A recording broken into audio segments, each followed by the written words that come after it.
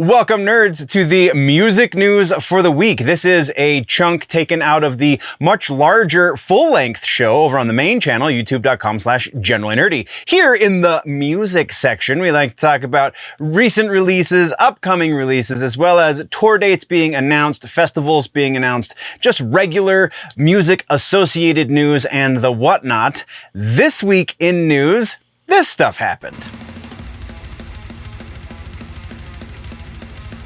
Okay, so music section, here we go. We have a whole boatload of brand new music, so that is going to take up the meat and potatoes of the music section, as well as a reason for why Five Finger Death Punch had to cancel a opening date for Metallica. That's a pretty big one, so let's do the music section. Starting things off in follow-ups and corrections, speaking of Metallica, 72 Seasons debuted at number 2 on Billboard Top 100 Albums.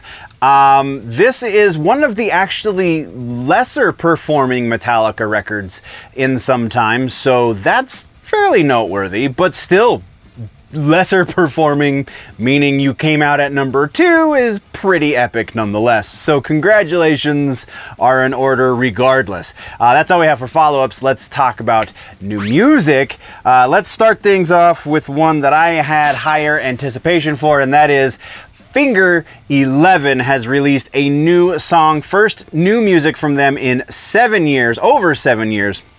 Name of the song is Together Right. It's part of their greatest hits album that is set to be released June 16th on digital and on CD, and then you're going to get a vinyl release a little while later on August 25th. Honestly, Finger 11, their earlier stuff is really the stuff that I have the most appreciation for. When they started getting a little more radio friendly, I kind of got turned off, as one might expect, because I'm such a metal elitist.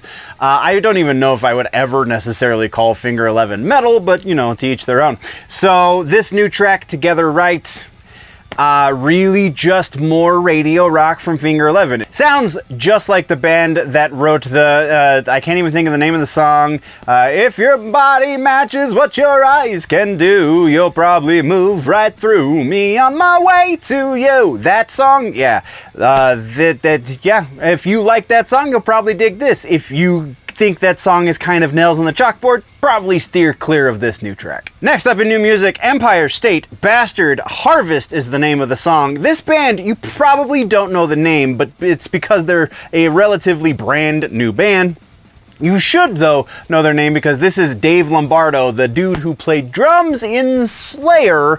This is his new project. It is actually pretty impressive. It is not what you would expect from one of the former Slayer drummers, but it is kind of what you would expect in modern metal, and very interesting, very exciting. Vocals kind of didn't really do a whole lot for me, but the song arrangement is really unique, and just the overall mix is pretty good. So yeah, absolutely a listen. If you are a heavy fan, go check it out. That brings us to Atreyu's new single. God/Devil is the name of the song. This is the next single from their forthcoming EP, The Hope of a Spark.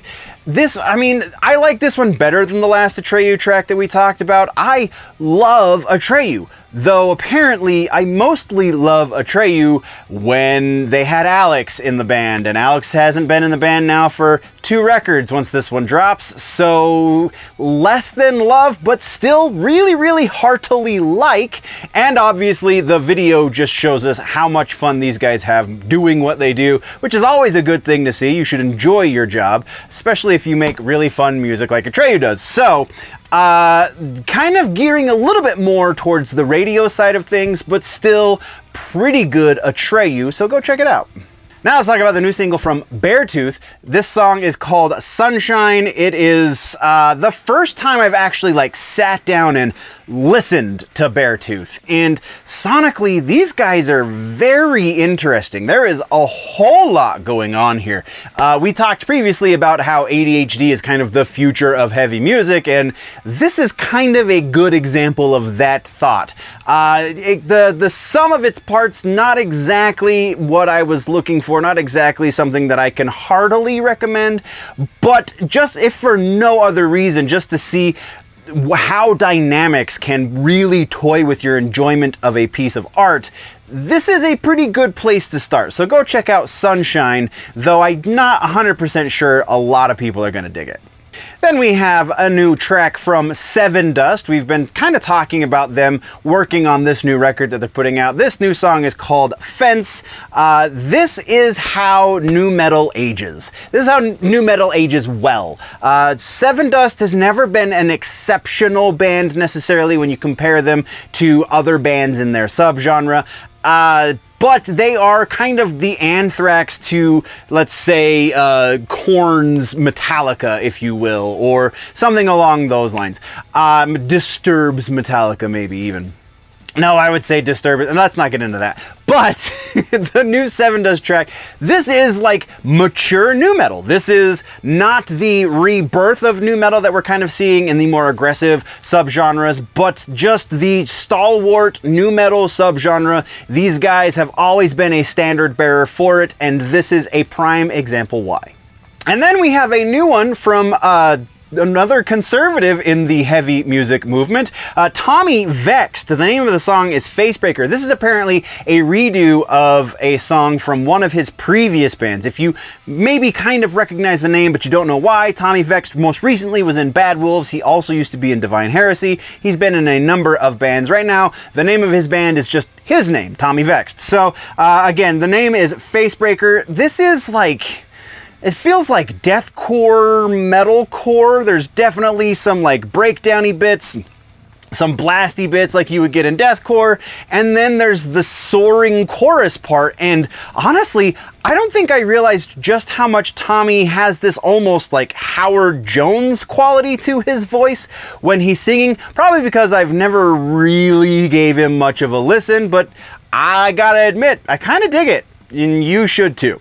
And to round things out, we have a new one from Brand of Sacrifice. The name of their new song is Between Death and Dreams, and apparently this whole melodic bits inside of deathcore is not just a fad that a couple of bands are doing. There's quite a few bands, and these guys probably are some of the best. The new Whitechapel we talked about a couple of weeks ago, and I was super impressed with the direction they were going. It seems they're almost like following a trend that I was unaware of in the deathcore, the new aggro kind of movement in heavy music, and I have to admit I'm totally here for it. And Brand of Sacrifice might be, I wouldn't say they're better than Whitechapel at this whole dynamic thing. I think Whitechapel's application of this is kind of second to none, just because they're in a whole different category in my head. But these guys in Brand of Sacrifice are definitely coming out swinging. So that is all of the new music. Like I said, a whole bunch, right? Now let's talk about tours and festivals. These have been announced in the last week. So starting things off, we have Motionless in White. Oh, going on another tour. The tour, the name of the tour is the Touring the End of the World Tour. It's just so many times to say tour. But so the support from this is actually pretty interesting because we have Knocked Loose, After the Burial, and Alpha Wolf.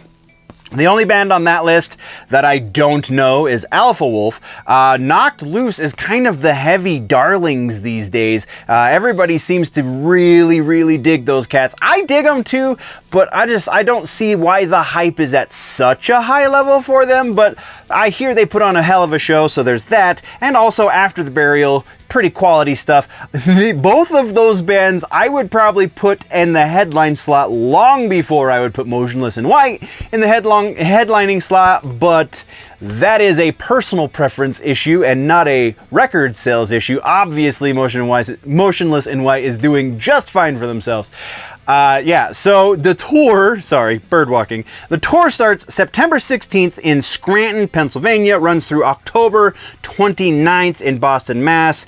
Tickets will be on sale this coming Friday. Let's move on. Next, we have an interesting announcement from Pearl Jam going on tour. It's a very, very short date. The supporting band is a band called Inhaler. I've seen ads for these cats recently, but I haven't actually listened to any of their music, so can't necessarily speak to the fit of this music, but still pretty interesting. August 31st in St. Paul, Minnesota, runs through September 19th in August, Texas.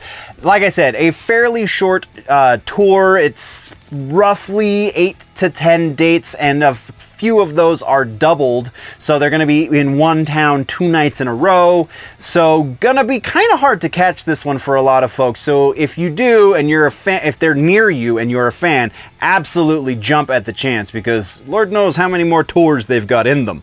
Next, we're talking about the Mars. Volta have announced a new tour as well. September 13th in Minneapolis, Minnesota, runs through October 11th in Salt Lake City, Utah. Tickets on sale now. See the link in the description. And then our final tour is a band that I've only recently become aware of, but I'm a bit of a fan, you might say. We talked about their new track a couple weeks ago, I believe, in the new music section. And Omerta is the name of the band. I don't know if I just said it or not, because ADD, oh look, shiny. Omerta is going on tour with Gates of Hell and Moodring. Tour starts June 9th in Chicago, Illinois, runs June 24th in Houston, Texas. Fairly short show, and honestly staying pretty much on the East Coast. I think Texas is about as far west as they're going. So you lucky dogs, you lucky dogs. Yeah, that's what we got for tours and festivals. Let's talk about some regular ass news. In regular ass news, we got to start this one on a downbeat as well.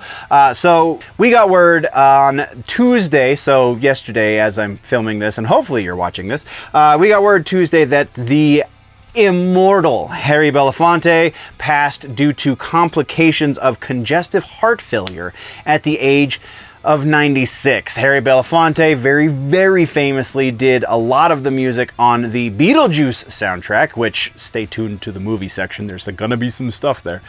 But yeah, so such a unique voice, such a great contribution to the history of music. Though 96, it's a good run. So this is not as down as maybe other passings have been recently, but still, death is always a sad moment, so let's take a moment and remember Harry freaking Belafonte.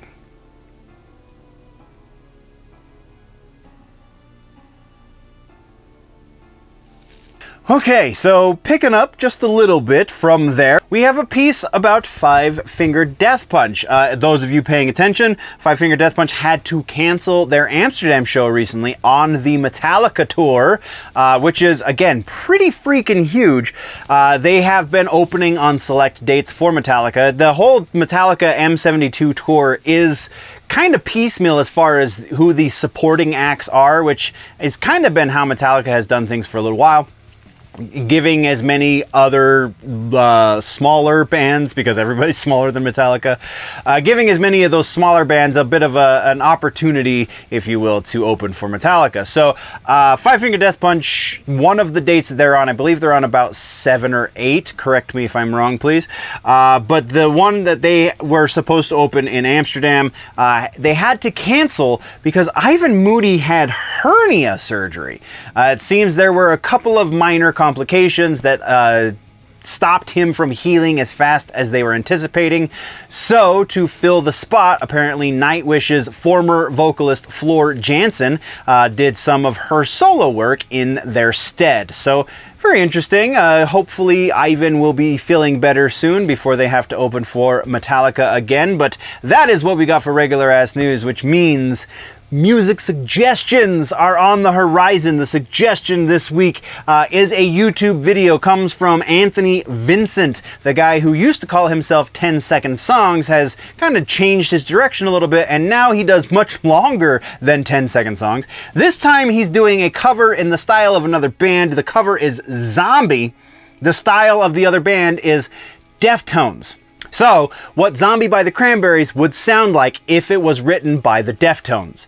And this is, like, Anthony Vincent is a very unique talent in that he has a very chameleon-esque voice. He can sound like a lot of different vocalists. Sometimes much better than others, but still, he's got a pretty good chino, and this song will show you exactly what that means. Go check out Anthony Vincent's cover of Zombie by the Cranberries in the style of the Deftones. It's absolutely worth a listen. Once again, this is just the music section. There is a much longer show called The Week in Nerddom over on the main channel, youtube.com/generallynerdy. Go check out the entire show or just subscribe here and do all of the things. Appreciate your faces, nerds. Before we go though, always remember that if it's generally nerdy, it's probably here.